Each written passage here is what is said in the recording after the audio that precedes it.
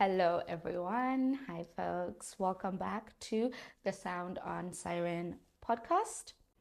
I am your host, Imbali, and as you can see, I am hosting the episode solo today. I don't have a guest, but we're still going to have a blast. We're still going to have a blast together. So, I hope you folks are doing all right. Remember that Sound on Siren, really my aim for Sound on Siren is for it to be a place that can fortify us from the inside out.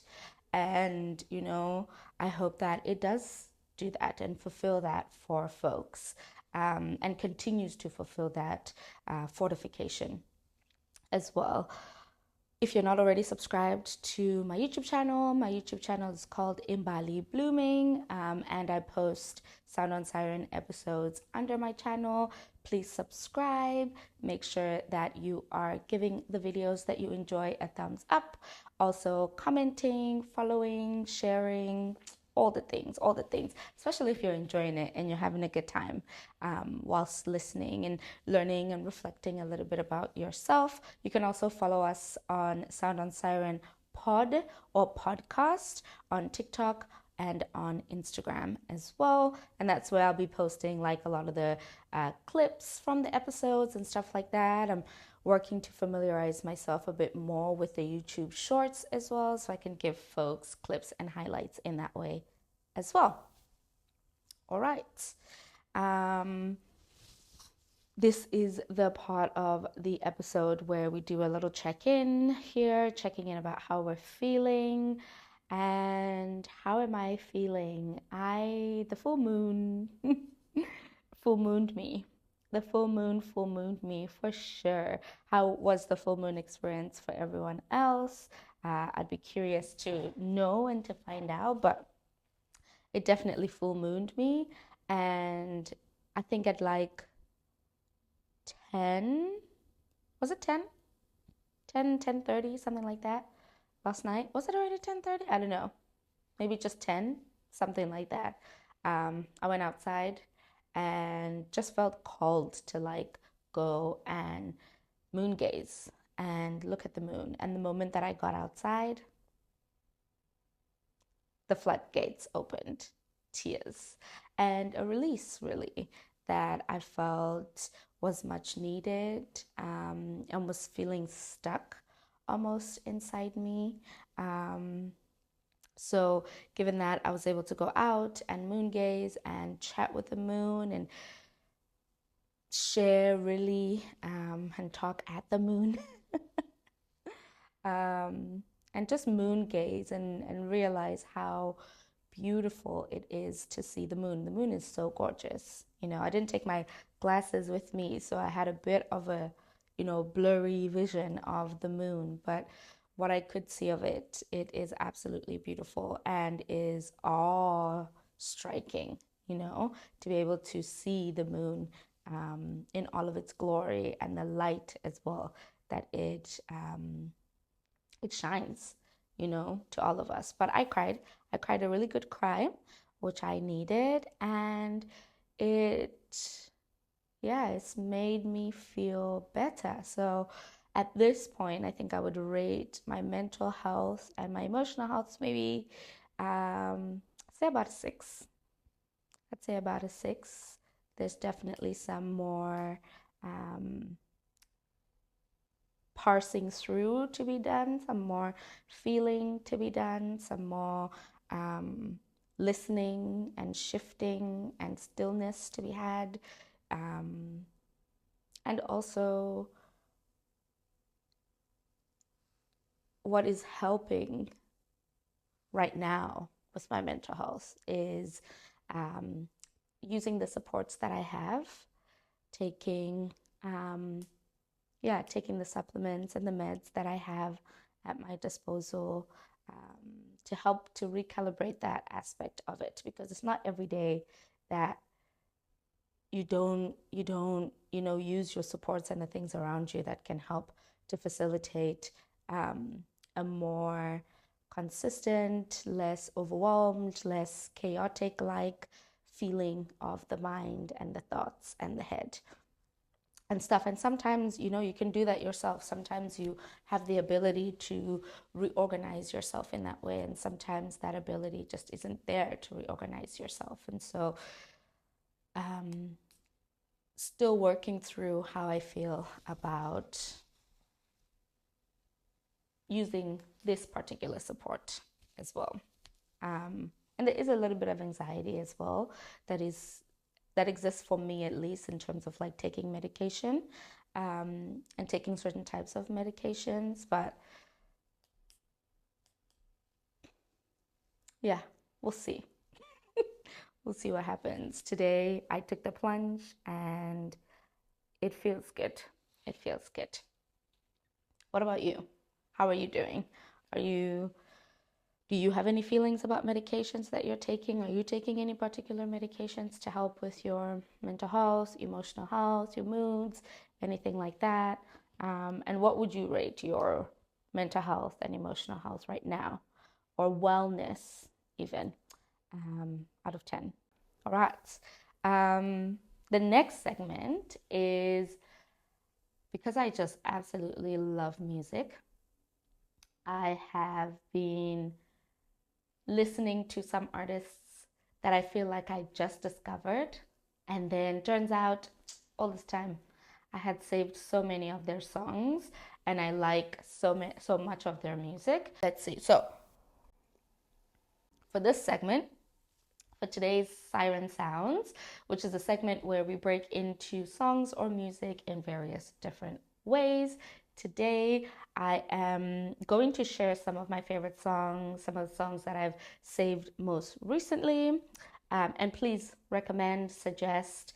I'm definitely in the mood to get new songs, hear new music, listen to new people, percolate different feelings, as well. So yeah, if you have some new music, please put it in the comments. But I'm going to share with you today what the most recent 3 songs that I've discovered or saved are, and then which song I have most recently shared with someone. So I'm going to go to my Spotify liked list. Okay, so my most recent 3 songs would be Sarah's Call by Xiomara, Xiomara. I don't know. In Xhosa, that X would be a Xiomara. But I think that this is is this artist American? They don't have any information about themselves on here, so I don't quite know where they're from. But it probably isn't in the Xhosa way of the pronunciation. So anyway, her song, Sarah's Call, beautiful, beautiful song. My next song is Dandelion by Tevin Campbell. It's an old school song. I love this song so much. And then my third song is Poetry by Tamia. How does it go? Make it like poetry, poetry, poetry. Mm-hmm. Make it all night. Make it like poetry, poetry, poetry. It's beautiful, beautiful song. So those are the 3 songs that I have just recently saved among the many. I think my liked songs has only 1,284 songs in my liked songs, but then I have like a series of playlists as well. What about you? What are the most recent songs that you've saved? And then what's one song that you've recently shared with somebody? I'm trying to remember what the latest song that I shared would be. And I think it would be on WhatsApp with my family. I think it would have been Never Would Have Made It Without You. Never would have made it. Yeah, by Marvin Sapp Without you, I would have lost it all. But now I see that you were there for me, and I'm stronger and I'm wiser. Beautiful song by Marvin Sapp. But yeah, I think that would be the last song that I shared in the group chat or with somebody as well. I should share a lot more music, I think, with folks. But of late, I really haven't been sharing that much music with people. And I think the last song that I listened to on my laptop, because you know the Spotify on your phone and the Spotify on the laptop, sometimes they don't be syncing like that. So the last song that I listened to was one of my favorite artists, Ravina, Still Dreaming. Ravina's voice. Ravina, Wabina, Ravina, Wabina. You know what I'm saying? You can sing, girl. You can sing. You can sing. And she sings very like ethereally, butterfly type of like melodies. It's absolutely beautiful. So share with me. Put me on to new artists, please. I'm begging you. So the next segment that I'm gonna go into, oh, this might actually be like a really short and sweet podcast episode. Should be really cute. The next part of the pod is called Chatterbox, and this is where I like to discuss something, bring something to the fore, discuss something, really talk it through with myself, and then also, get your input and share with you what it is that I'm thinking or mulling over. So in psychology, they talk about, I think it's called, what is it called? I think in the book Trauma and Memory by Peter Levine, he talks about these critical development periods, these critical learning points and periods. And he was talking about it in the book with regards to trauma, and how that traumatic experience has reconfigured and set your behavior, your response, your feelings towards something, for example, based on the experience of the trauma. So whether you then became helpless and that's how you respond to this particular trigger or circumstance or situation, then that is your response, right? That's the default that you would then go to, is the learned helplessness or the dissociation or whatever the case might be, which was your coping mechanism at the time, right? But what he was also saying in that book is that there are points in which you can recalibrate yourself, that you can create an environment so you can relearn that development, so you can relearn in that critical window, right? So you can foster these experiences to change the learned behavior. So you start to learn new behavior. So you start to, no longer be triggered into helplessness, into dissociation. Now you can learn how to renegotiate your response, how to have a response as opposed to a reaction, maybe even, and how to kind of reformulate, as you grow, you heal, and you develop in your life, So I'm very curious about this.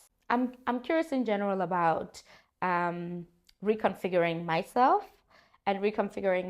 when it comes to my environment and in relation to my environment and with other people as well. So really what I wanted to discuss here, and what I would love to hear from you folks, if you have anything, any point of habit, behavior, response, reaction to a trigger that you would like to recalibrate, what would that be? And how do you think maybe you can go about sourcing that right environment? So I'll give an example for myself, because I was thinking, what is it that I would want to recalibrate? What is it that I would want to renegotiate that would have happened, or that I would have learned through a traumatic experience and then had a default reaction and response? And for me, it's body autonomy. So I experienced sexual assault when I was a kid. And that took away, even though there was no dialogue about what was happening, even though there was no dialogue about I am now taking your bodily autonomy and using it for my own satisfaction, for my own pleasure, or you are an object in this experience, and so I'm good. There was no conversation about it. It just kind of happened. And as I was obviously getting older, maturing and whatnot, and learning a little bit more about like sexual education, physical education, exploring myself, exploring my own body, I realized that had broken for me. That was misaligned, this idea of body autonomy. And what it impacted for a very, very long time is how I would engage in sexual pleasure, sexual play, intimate connection with my partners. I wasn't I wasn't always able to be present for it, because when I was being sexually assaulted as a kid, I would dissociate because I didn't know what was happening to me. And for many, many years, I even didn't have any recollection of what had happened, until a particular point. I started having like flashbacks. But in any case, so yeah, what it affected were those sexual experiences, intimate experiences as well with partners.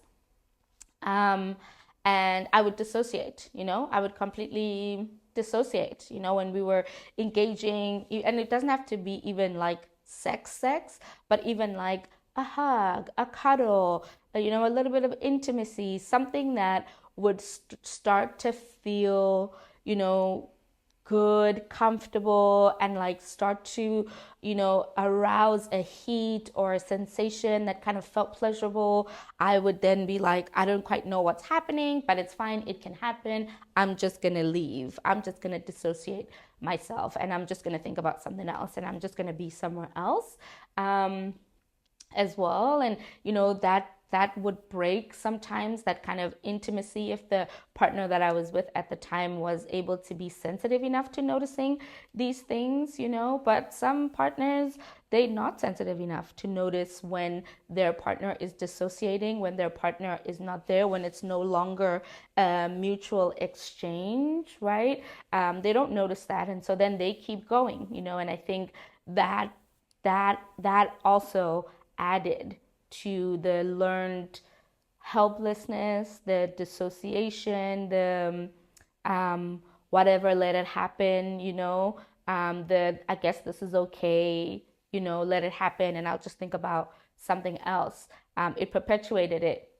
And I hadn't for a long time spoken to my long-term partners about what had happened to me. And when I spoke about it and I started to share with them about, not necessarily in detail the experience of the assault, but the like how it affects intimacy, and how I need somebody who is slower, somebody who is attentive, somebody who is vocal, somebody who is okay with asking for consent over and over again, somebody who is willing for themselves to, slow down and recalibrate and reassess. Like I needed somebody who was able to be attentive in that way. And with some partners that I had shared this with, that attentiveness grew, and we were able to kind of create that dynamic. But with other partners, they would listen maybe for like a month or so. There would be a little bit of consideration, renegotiation, and then, it would go back to being this absent-mindedness on both of our parts, I would say. With dealing with such a sensitive, reoccurring feeling, and experience of intimacy. So for me, that's what I would renegotiate. I would like to be able to do that in a fuller way than what I feel like I've been able to do. A lot of the work that I've been able to do in this recalibration, renegotiation of my own body autonomy, of also figuring out what is pleasure for me, what is pleasurable for me, And when do I let someone else's pleasure override my pleasure? And when is that not acceptable for me, essentially, and figuring that out, and figuring when to then advocate for myself and to speak up for myself, and to say, no, I'm actually not interested.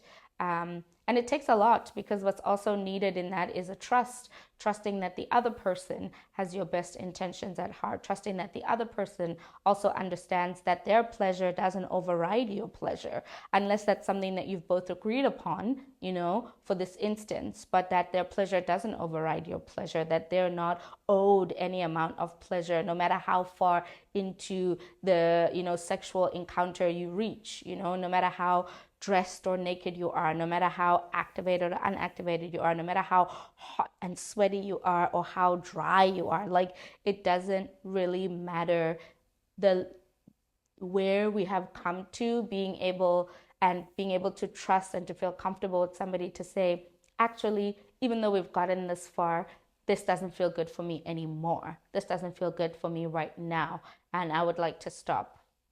Right? So I think, I would like, and I don't know what it is, but there's still this feeling in myself that, like, a little bit more work.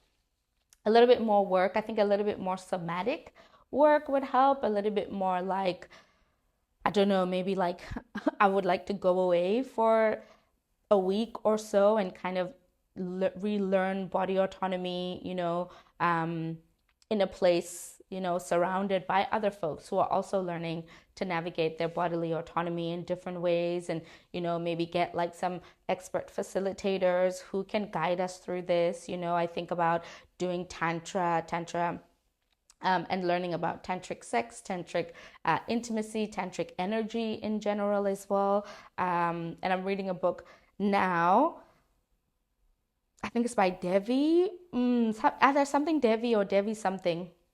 I forget right now, but I've just started reading that book now, and any of my nuggets I'll definitely share with folks. But I just feel like I would like a more physical, like a retreat, like a body autonomy retreat, reignite your bodily autonomy retreat, or something like that. Anyway, that's what I'm thinking about. And I'm sure there are other areas in which I would like to redevelop those critical learning periods. Critical learning periods, that's what they're called, critical learning periods. So that I would like to recreate some critical learning periods and kind of redevelop my responses, my reactions, recalibrate them, regulate them, because right now the coping mechanism is mechanizing, and sometimes it's breaking down a little bit. So I think a little bit of help could go a very, very long way. So we start small, we start where we are, but we start regardless. What about you? What's a critical learning period you would like to, or learning point that you would like to open, that you would like to rediscover, redevelop? Feel free to share in the comments or DM us on the pod. If you don't feel comfortable putting it in the comments, I would definitely love to know and learn and share, and just witness each other in that way. That was such a very vulnerable share. I don't want to lie. A very vulnerable share. But this is why I have a pod. This is my safe place, my safe place to share and to, really think out loud as well, to do this documenting my life through conversation and dialogue. So the next segment, or the next part of the pod is called Pele Pele. And this is where I share a spicy thread or something that I found on the internet with you folks or with my guest, so we can chat about it as well. This week, I am sharing Idioma Cola is the name of the account, and she posted, oldest daughters married to youngest sons gather around. I want to see something. That's what she posted, right? Okay. So these are the comments, and I haven't read them either. So we'll be reacting at the same time. Somebody said, so this is us. While I like structure, routine, and planning, he wings it and somehow still gets most things done. I'm torn between admiration for the chillness and exasperation at the suspense that he leaves me in. I think definitely talking like, type A, type B personality, right? The type A people are very like to a schedule, structured, they need to know the next thing. And then type B personality is a little bit more, spontaneous, as they would say, not that they are not sure and they're lost, but they're just spontaneous in the way that they do things. Somebody else said, I 10 out of 10 recommend as the oldest daughter dating the youngest son. I love it here most days, but it does require lots of grace and patience. So the next one says he's got ADHD, and ADHD is attention deficit hyperactivity disorder, and struggles with finding things that are right in front of him.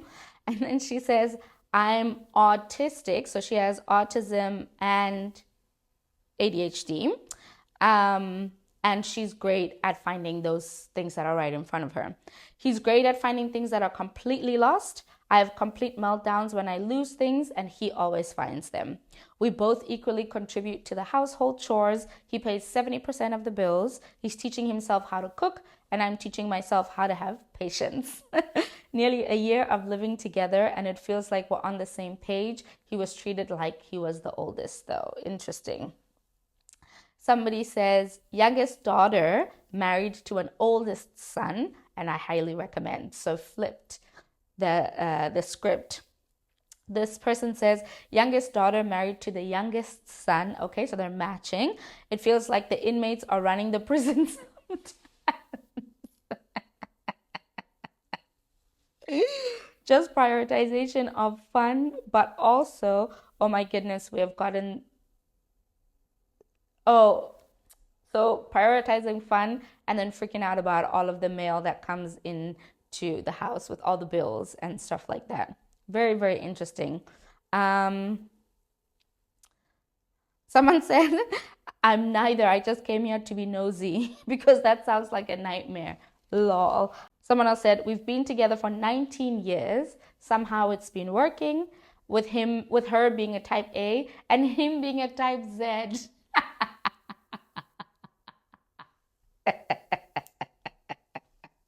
Not even a type B. He's a type Z.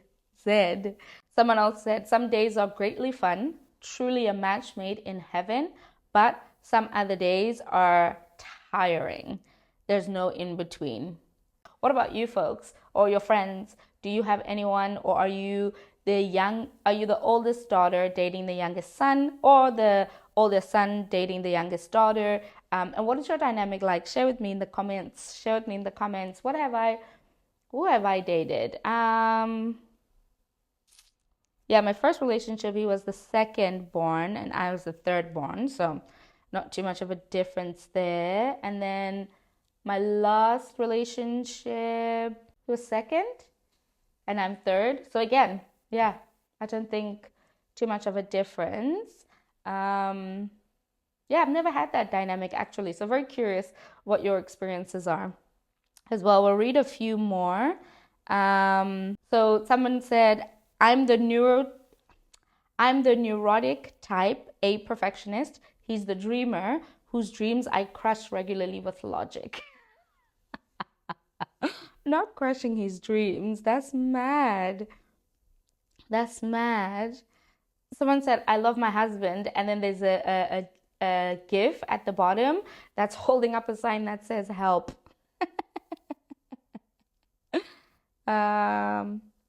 Someone says, he charms the landlord and I write the scathing email when said landlord raises the rent. It works perfectly for us. Oldest of 5, married to youngest boy, is the 6th of 7th. I'd say initial attraction came because of his love for life and spontaneity. The young ones, they're full of it. Although his laid backness hasn't always been the best in a relationship setting, it's helped me change my outlook on life. We are each other's biggest fans and step in for each other's weaknesses. The growth that comes from this relationship dynamic is so amazing. I'm so glad that we're both invested in our marriage. That's so wholesome. That's so sweet.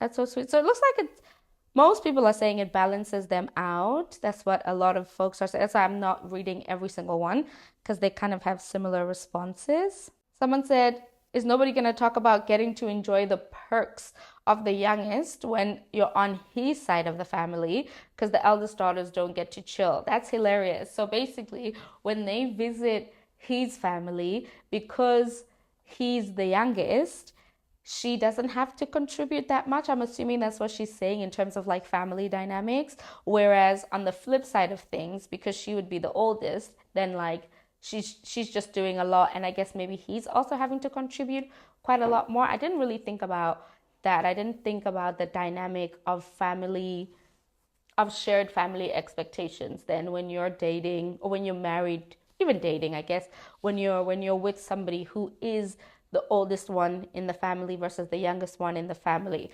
Those responsibilities and that kind of like familial social contract that you buy into.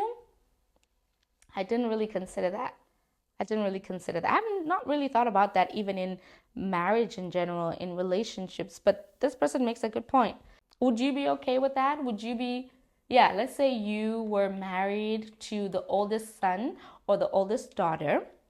And would you be okay with signing on to those social responsibilities and familial duties that your spouse has? You know, if she's the oldest daughter and she's always relied on to contribute, whether it's like energy, time, resources, money, whatever the case might be, and now you married to her, would you be okay with that? Would you be okay to contributing in that way so that she can keep that consistency in her family and her duty in his family and his duty in their family, in their duty?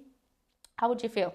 So it's very interesting, because a lot of these as well are a lot of the people that at least I've come across on this comment are the women posting that they are the oldest and their husbands are the youngest in the family. I'm curious, men, come out of the woodworks. If you are the oldest in your siblings and you are dating the youngest of her siblings, or you're married to the youngest sibling in a particular family, let us know, what's your experience? What's your dynamic? It seems like a lot of women are saying that they are very organized, that they're the ones that kind of keep the planning and the structure, and then you as the men are the doers, are the ones who execute. Even if you will execute on a whim, you still execute. But what do you say? Do you have a counter to that?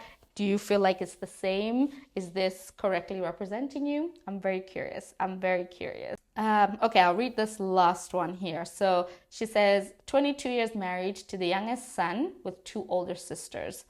Often he brings me down to a safe and steady point, and I bring him up to healthy motivation. We enjoy having each other's back and truly split every nook and cranny of life, raising 3 kids. If nothing else in life, I'm very, very grateful. That's very dope. I wonder if younger men are they more inclined to share household responsibility? Is that an age thing? Is that a generational thing as well? You know, where that kind of breaking out of the traditional stereotypical ideas of roles and responsibilities and duties as spouses, as partners, you know, is there still that kind of traditional sense of, you know, one person will take care mostly of this and the other person will take care mostly of this? Or is there that sharing, you know, in that dynamic as well? Anyway, I wouldn't have an input. As I said, I think I've only dated like second or middle born children as of yet. So we'll see. Maybe my next one will be different. Who knows? But that is the thread for this week. Thank you so much for joining me on another episode of the Sound on Siren podcast. I have been your wonderful host who's feeling really actually very comfortable with the setup. Nice. I haven't done a solo pod episode in a minute. So thank you for joining. And remember to comment, share with me, engage with the pod. Really, really grateful for the 20 plus subscribers that we have on YouTube. If I'm not mistaken, remember that the YouTube channel is Imbali Blooming, where I post episodes of the Sound on Siren pod. And yeah, we've got 23 subscribers, which is absolutely amazing. So please continue to subscribe to the channel. Over time, there will be more stuff on the channel, but I feel like for the time being, I'm really focusing on the podcast, honing the podcast, and making sure that it's sustainable, it's durable, it's consistent as well. You can listen to us on Spotify or Apple Podcasts. I think we might be available on some of the other streaming platforms as well. But ever since Spotify updated their dashboard for creators, it's done some very weird things. But yeah, if you don't use those two platforms, potentially you can find us on some of the other places where you find your podcasts. I think at one point we were even on like Amazon podcasts or something like that. And yeah, follow us on TikTok and on Instagram at Sound on Siren Podcast. My friends, take care of yourselves. And yeah, take care until next week.